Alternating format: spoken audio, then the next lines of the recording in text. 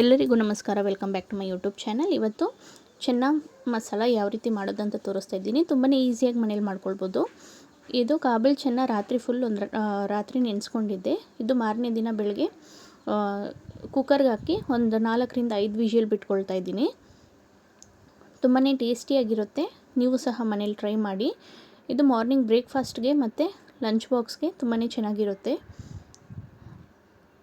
ಈಗ ಸ್ವಲ್ಪ 1.5 ಲೋಟದಷ್ಟು ನೀರು ಹಾಕಿ ಒಂದು ಸ್ವಲ್ಪ ಉಪ್ಪು ಹಾಕಿ ಒಂದು 4ರಿಂದ 5 ವಿಷಲ್ ಬಿಟ್ಕೊಂಡಿದ್ದೀನಿ.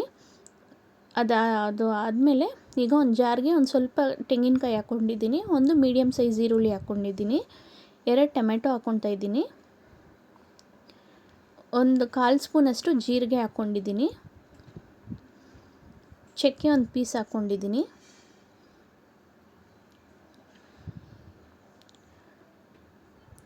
ಒಂದು ಏಲಕ್ಕಿ ಹಾಕ್ಕೊಳ್ತಾ ಇದ್ದೀನಿ.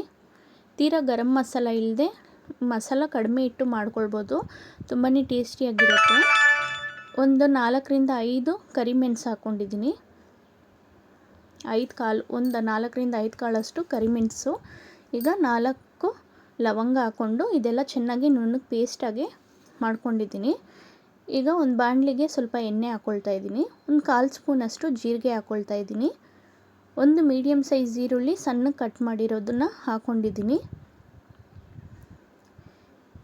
ಈಗ ಚೆನ್ನಾಗಿ ಅದು ಫ್ರೈ ಆದಮೇಲೆ ಒಂದು ಅರ್ಧ ಸ್ಪೂನಷ್ಟು ಶುಂಠಿ ಬೆಳ್ಳುಳ್ಳಿ ಪೇಸ್ಟ್ ಹಾಕ್ಕೊಳ್ತಾ ಇದ್ದೀನಿ. ನೀವು ಸಹ ಮನೇಲಿ ಟ್ರೈ ಮಾಡಿ, ತುಂಬಾ ಚೆನ್ನಾಗಿರುತ್ತೆ ಟೇಸ್ಟ್ ಅನ್ನೋದು. ಇನ್ನು ಯಾರಾದರೂ ನನ್ನ ಚಾನಲ್ನ ಸಬ್ಸ್ಕ್ರೈಬ್ ಮಾಡ್ಕೊಂಡಿಲ್ಲ ಅಂದರೆ ಪ್ಲೀಸ್ ಸಬ್ಸ್ಕ್ರೈಬ್ ಮಾಡ್ಕೊಳ್ಳಿ. ನಿಮ್ಗೇನಾದರೂ ಈ ವಿಡಿಯೋ ಇಷ್ಟ ಆದರೆ ಒಂದು ಲೈಕ್ ಮಾಡಿ.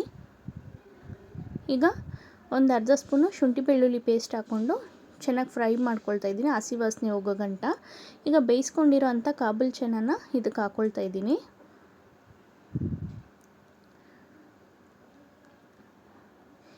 ಈಗ ಒಂದು ಟೈಮು ಒಂದು 2 ನಿಮಿಷ ಹಂಗೆ ಫ್ರೈ ಮಾಡ್ಕೊಂಡಿದ್ದೀನಿ ನಾನು.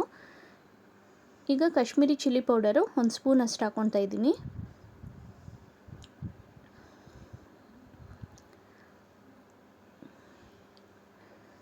ಚೆನ್ನ ಮಸಾಲ ಪೌಡ್ರ್ ಬರುತ್ತಲ್ಲ ಅದೊಂದು ಸ್ಪೂನ್ ಹಾಕ್ಕೊಂಡಿದ್ದೀನಿ, ಒಂದು 1/4 ಸ್ಪೂನಷ್ಟು ಅರಿಶಿಣದ ಪುಡಿ ಹಾಕ್ಕೊಂಡಿದ್ದೀನಿ, ಅಚ್ಕಾರದ ಪುಡಿ ಒಂದು ಅರ್ಧ ಸ್ಪೂನ್ ಹಾಕ್ಕೊಂಡಿದ್ದೀನಿ, ರುಚಿಗೆ ತಕ್ಕದಷ್ಟು ಉಪ್ಪು ಹಾಕ್ಕೊಂಡಿದ್ದೀನಿ. ಈಗ ಇದೆಲ್ಲ ಚೆನ್ನಾಗಿ ಮಿಕ್ಸ್ ಮಾಡ್ತಾಯಿದ್ದೀನಿ. ಈಗ ರುಬ್ಕೊಂಡಿರೋ ಅಂಥ ಮಸಾಲಾನ ಇದಕ್ಕೆ ಹಾಕ್ತಾಯಿದ್ದೀನಿ. ಇವಾಗ ನಾವು ಕಾಬಲ್ ಚೆನ್ನ ಏನು ಬೇಯಿಸ್ಕೊಂಡಿದ್ದೀವಿ ಅದೇ ನೀರನ್ನು ನಾನು ಇದಕ್ಕೆ ಹಾಕ್ಕೊಳ್ತಾ ಇದ್ದೀನಿ. ಅದೇ ನೀರು ಯೂಸ್ ಮಾಡೋದ್ರಿಂದ ಟೇಸ್ಟ್ ತುಂಬಾ ಚೆನ್ನಾಗಿರುತ್ತೆ. ಸೊ ನಾವೇನು ಚೆನ್ನಾಗಿ ಬೇಯಿಸ್ಕೊಂಡಿರ್ತೀವೋ ಅದೇ ನೀರನ್ನು ಇದಕ್ಕೆ ಹಾಕ್ಕೊಳ್ಬೇಕು. ಈಗ ಉಪ್ಪು ಖಾರ ಎಲ್ಲ ನೀವು ಚೆಕ್ ಮಾಡಿಕೊಂಡು, ಇವಾಗ ಏನಾದರೂ ಉಪ್ಪು ಖಾರ ಏನಾದರೂ ಕಡಿಮೆ ಇದ್ದರೆ ನೀವು ಈ ಟೈಮಲ್ಲಿ ಹಾಕ್ಕೊಂಡು ಚೆನ್ನಾಗಿ ಕುದಿಯೋಕ್ಕೆ ಬಿಡಬೇಕು. ಇದು ನೋಡಿ, ಇದು ಚೆನ್ನಾಗಿ ಕುದೀತೈತೆ. ನೀರು ಎಷ್ಟು ಬೇಕೋ ಅಷ್ಟು ನೋಡಿ ಹಾಕ್ಕೊಳ್ಳಿ. ತೀರಾ ಗಟ್ಟಿ ಬೇಡ ಅಂದರೆ ಒಂದು ಸ್ವಲ್ಪ ನೀರು ಜಾಸ್ತಿ ಹಾಕ್ಕೊಳ್ಳಿ, ಸ್ವಲ್ಪ ಗಟ್ಟಿ ಬೇಕಂದರೆ ನೀರು ಸ್ವಲ್ಪ ಕಡಿಮೆ ಹಾಕ್ಕೊಳ್ಳಿ ಸಾಕು. ಈಗ ಒಂದು 3 ಮೆಣಸಿನ್ಕಾಯಿ ಹಾಕಿ ಇನ್ನೊಂದು 5 ನಿಮಿಷ ಕುದಿಯೋಕ್ಕೆ ಬಿಟ್ಟಿದ್ದೆ. ಇನ್ನೇನು ಸ್ಟವ್ ಆಫ್ ಮಾಡ್ತೀವಿ ಅಂದಾಗ ಒಂದು ಅರ್ಧ ನಿಂಬೆ ಹಿಂಡ್ಬಿಟ್ಟು ಕೊನೆಯದಾಗಿ ಕೊತ್ತಂಬರಿ ಸೊಪ್ಪು ಹಾಕಿ ಆಫ್ ಮಾಡ್ಕೊಳ್ತಾ ಇದ್ದೀನಿ ಸ್ಟವ್ವು. ತುಂಬಾ ಈಸಿಯಾಗಿ ಮನೇಲಿ ಮಾಡ್ಕೊಳ್ಬೋದು, ತುಂಬಾ ಟೇಸ್ಟಿಯಾಗಿರುತ್ತೆ. ನಿಮಗೇನಾದರೂ ಈ ವಿಡಿಯೋ ಇಷ್ಟ ಆಗಿದ್ದರೆ ಒಂದು ಲೈಕ್ ಮಾಡೋದನ್ನು ಮಾತ್ರ ಮರಿಬೇಡಿ. Thank you for watching.